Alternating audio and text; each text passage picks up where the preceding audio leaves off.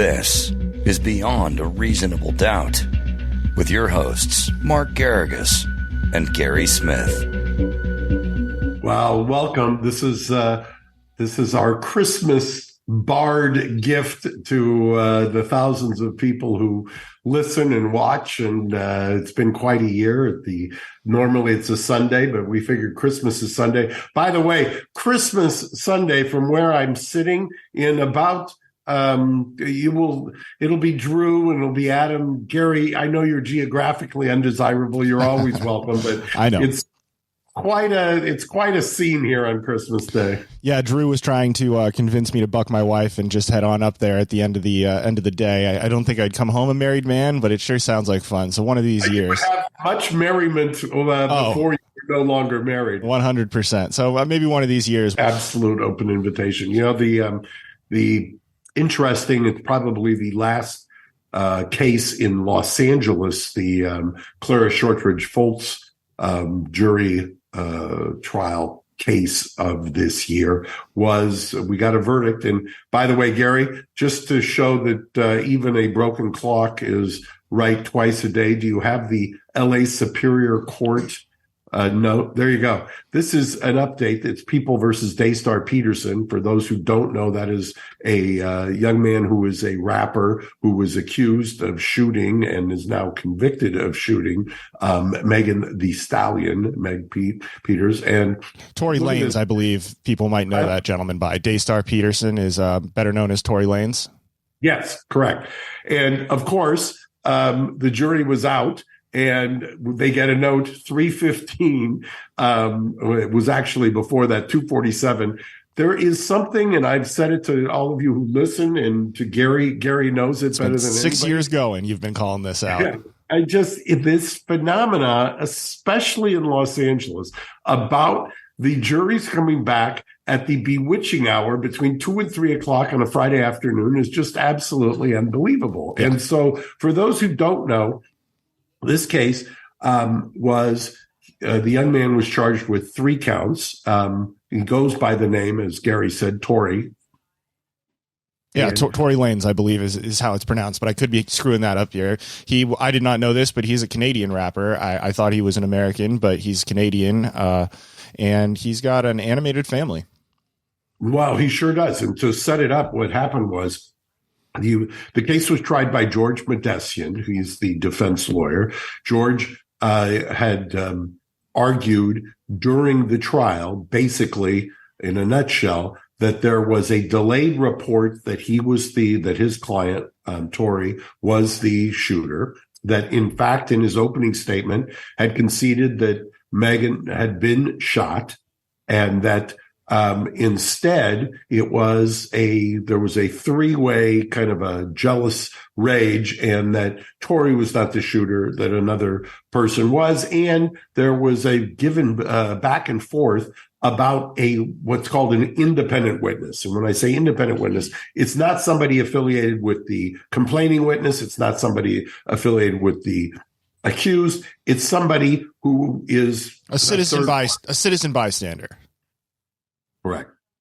So, and the accusation was that, during a dispute in the Hollywood Hills, there was after what's her name's party. Yes, correct. I can't remember who, but yes, it was after a very prominent party, and there was one of the Kardashian women. Yes, and there was a dispute, and Meghann exited the car, and then allegedly somebody shouted "dance" and fired a shot that hit her in the foot. Right. This is about 2 years ago. And there was not an immediate accusation that it was him. It later came about that she identified him. She testified, and she's also apparently affiliated with Rock Nation and Jay-Z. Mm-hmm. And so that'll give you some of the background, because after the verdict, apparently there was a brouhaha in the courtroom. And it spilled out to the front of the building. And I think Gary's got a little bit of a snippet of it. You want to go with the longer one there first, or? Yeah, let's go with the one that looks like it's as he's coming right out of the building. Let's see. Yeah, that's the one, right? This is the front of the building, the front. It's the Temple Street side of the criminal courts building, the Clara Shortridge Foltz building.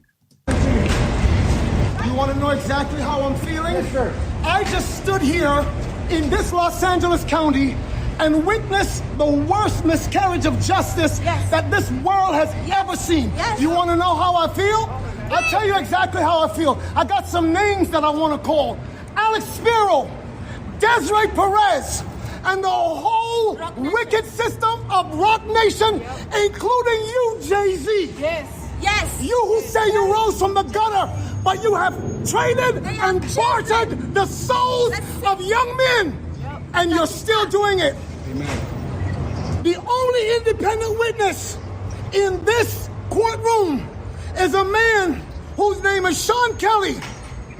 He came to court, and our attorneys, he would not even shake their hand after he went upstairs with Kathy Ta and Alex Bott. They met on Saturday before. They met with our witness. Night.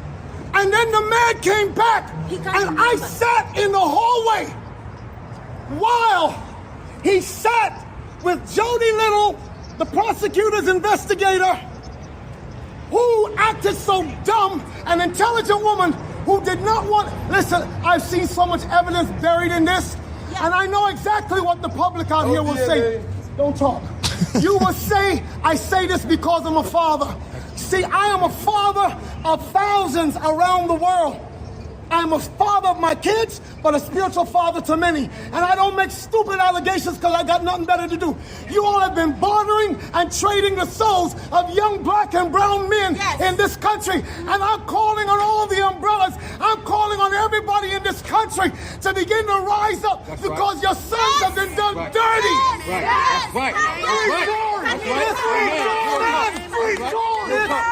Let me give you, Gary, a little color commentary on that. Alex Spiro, as you know, we've had as a guest on Reasonable Doubt. Yep. Alex just left Twitter. He was acting general counsel at one point and defended Elon before, and I don't know what the current status is, but Alex apparently, Alex has had a relationship with Rock Nation and Jay-Z, and so this gentleman, who is Tory's father, is calling him out, basically that accusing them of co-opting, or if you will, the independent witness who he was referring to.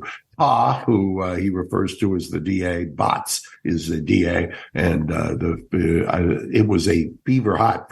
It's amazing that we've had right in a row at the end of the year in December, we had the Kia Morgan case, which was a embezzlement from Stan Lee, got very little attention here. Right. It was 11-1 for not guilty. The judge dismissed that. That was followed quickly by the Danny Masterson case, and that also tilted not guilty on most of the counts. Bill Cohen tried that case.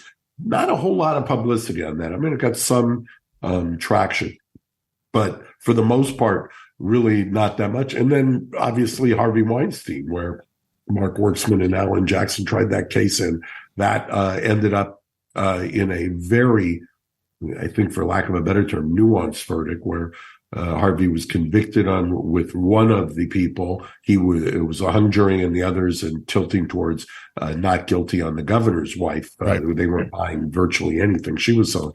And that got attention, but not a whole lot. This case just got attention like you would not believe. I was watching in real time yesterday and actually talking to people who were there on a variety of subjects related to the trial. You can take a look at the Twitter. There was millions of people following Meghann, the reporter, Meghann Cuniff, who's a reporter who has been around the Daily Journal and some other networks and things like that. And she actually the reporter actually started trending on Twitter at a certain point yesterday. Yeah, and I found her tweets, and we're sending them to you, and it seems like maybe she would be a good guest down the road for a future episode of Reasonable Doubt or beyond. Her reporting was great. Anyone who wants a kind of blow-by-blow as it was happening yesterday, I would thoroughly encourage you to go check her out. It's at Let's let me make sure I don't screw this up here. It is at Meghann Cuniff, Meghanncuniff. Yeah, and maybe that'll be the title of the BARD, Meghann the reporter. The case itself just took off, and I think because there was so much back and forth, and people were highly polarized in this, and kind of a throwback to the trials that you used to see pre-COVID. And normally, as I would say, these kinds of trials you would see during summer when it was ratings or sweeps weeks. But since linear TV is starting to evaporate, I think we may see it more on a monthly basis. Let me put on my very best Adam hat here. I read that his sentencing is scheduled for, I think, end of January or maybe early February. I saw what he's potentially up against. What do you think happens here when we come to sentencing for Tory Lanez?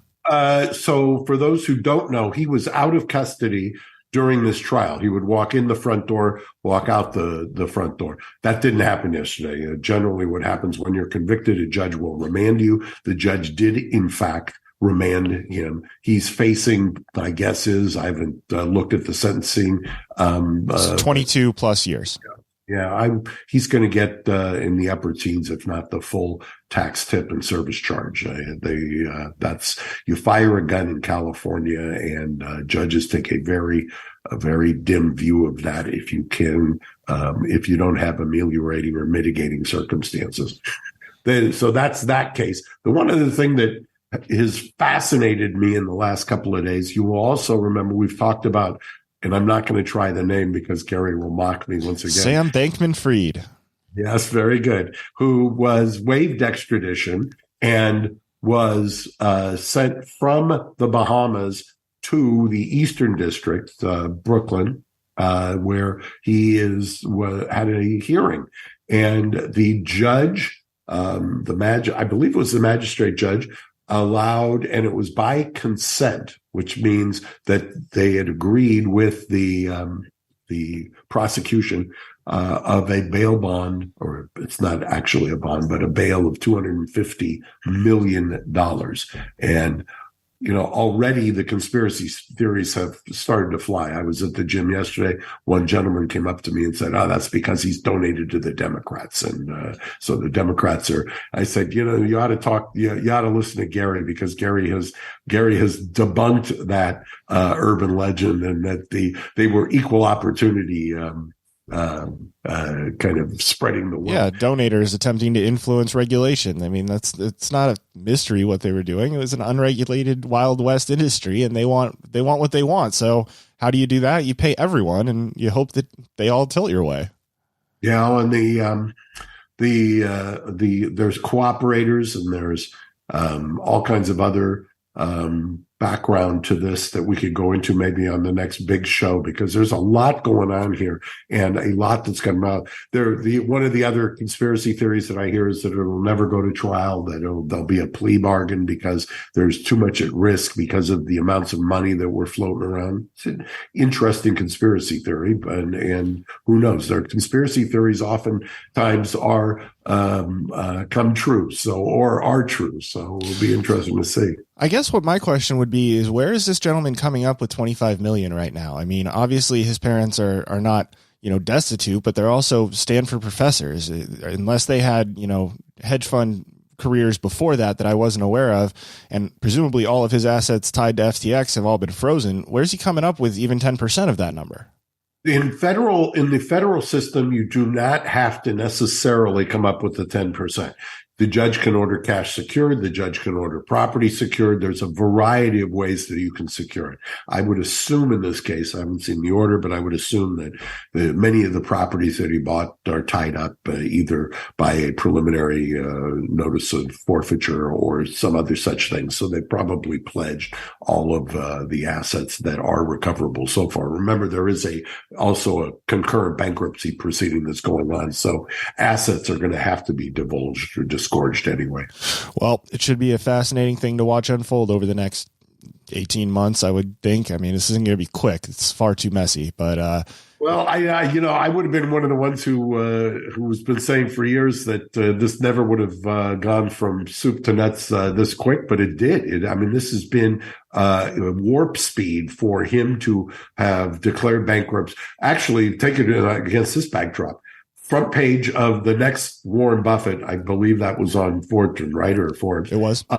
Go from that in August to bankruptcy to federal indictment to 250,000 after being extradited in Bahamas. That is quite a compressed time period. All before the first of the year. Yes, I will absolutely agree with you there. I guess I was more referring to the unfolding of people attempting to recover their assets. I mean, that part is going to be a mess. That could go on. That the decades. Yeah, absolutely. Well, Mark, thank you very much for making some time on Christmas Eve. I know you had a meticulously unplanned day, so thank you for carving out a few minutes for us. We appreciate it. And who knows, you and I might sneak in one more here before we get back in the new year with Adam Carolla. I think we should be back with him on the 3rd. So hope he's enjoying his break. All of our love to him. And Mark, thank you again for your time. And I'll hopefully see you sometime next week. Okay, enjoy it. Merry Christmas, everyone. You too. Merry Christmas, Mark, and Merry Christmas, everyone. Thank you so much for listening. Bye-bye. Bye-bye. Thanks for listening to Beyond a Reasonable Doubt. Stay tuned for more bonus episodes coming soon.